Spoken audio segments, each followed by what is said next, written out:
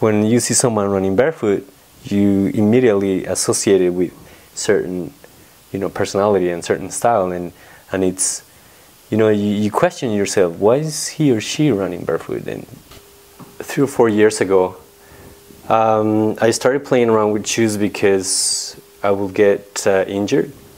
So it depends on the shoe. It will give me a different injury. So I got injury on my arch, or also on my knees. I didn't realize that how free you are when you're running barefoot until you put your shoes back on.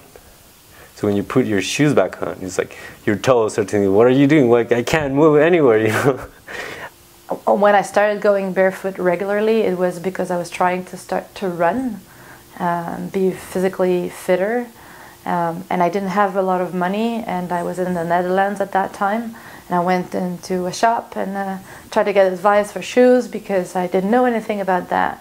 And at some point the sales clerk came to me and I said, well, you have to buy that kind of shoes, and I was asking questions, how long do they last?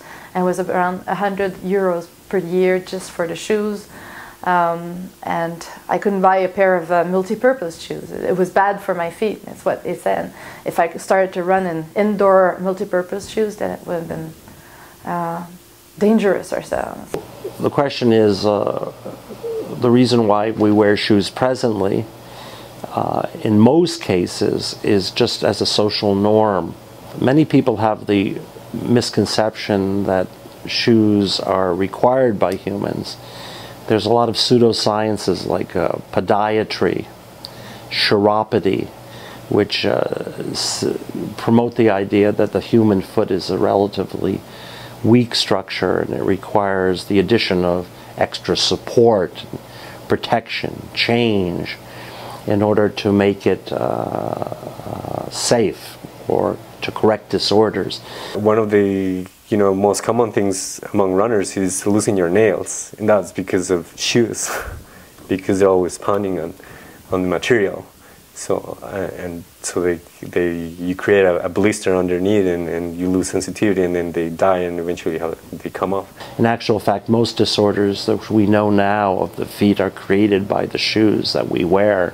A lot of these conditions are created by the fact we've lived a long period of time in a shoe which doesn't allow the normal function of the foot and the muscles within the foot. I thought, it costs me nothing to check on the internet what is there, and if there are options of going barefoot, because I had heard about it a little bit. I don't remember when or how, but I thought if I can walk barefoot already, maybe I could start running barefoot. Maybe some people have tried it, so I should check. I can't stand shoes. They're just torture to wear, and I just gave up on them a few years ago. Because I didn't know it was legal to go barefoot, I just suffered. I thought I had no choice. It's just something I never even considered, the possibility that you could go barefoot. It wasn't until someone pointed me to the New York Magazine article, You Walk Wrong, and I realized that I'd been had. Basically, I realized that there's no law against going barefoot outside, even in winter. And many people genuinely believe it's illegal to go barefoot. So they don't see themselves as having a choice. July 9th, 2009 was the last day I wore shoes. It was Foot Freedom Day. I knew it was a decision. I waited a while after I decided to start going barefoot before I actually started. I was checking out whether the stores would let me in, whether there would be a problem with transit. I wanted to know whether I could manage it or not.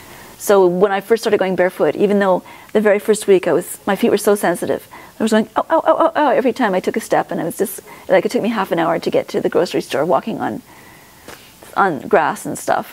It was really bad. But even then, it was just so much easier to walk barefoot. It's a very light danger, but there is danger in walking barefoot. And it's not danger, but it's just a good reason to stay focused and conscious. And I really like doing acrobatics and such things. But I really didn't find a way to connect the worlds that I love together. So I felt either I'm doing what I love and doing flips everywhere and climbing mountains, or I'm somewhere in the city walking in a straight line. So I felt like being barefoot would be a great way to combine them together. So when I walk, every little sensation from the ground is like an anchor to this moment and to all the magic that sparks from it.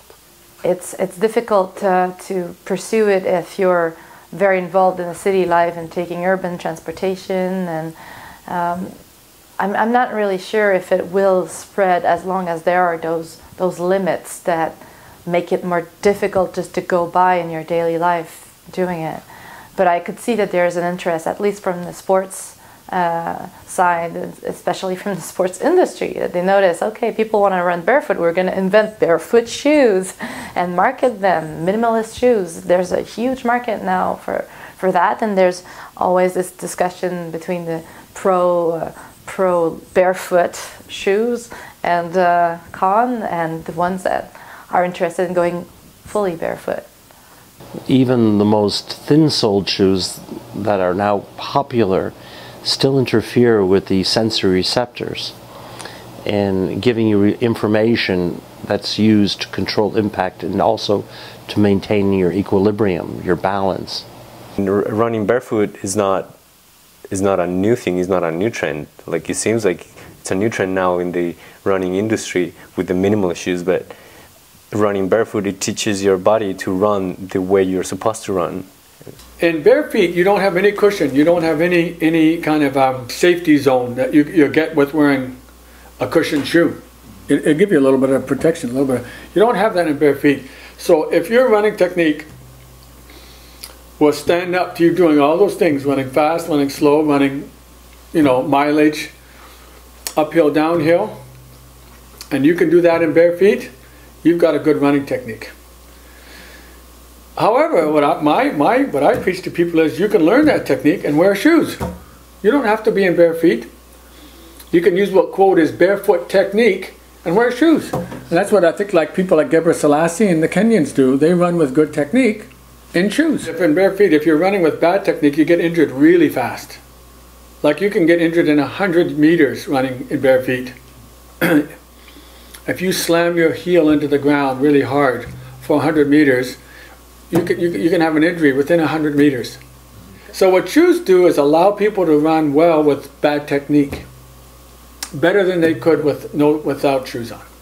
We feel so protected by shoes that we forget to be careful with our awareness, which is much better at being safe than protection sometimes.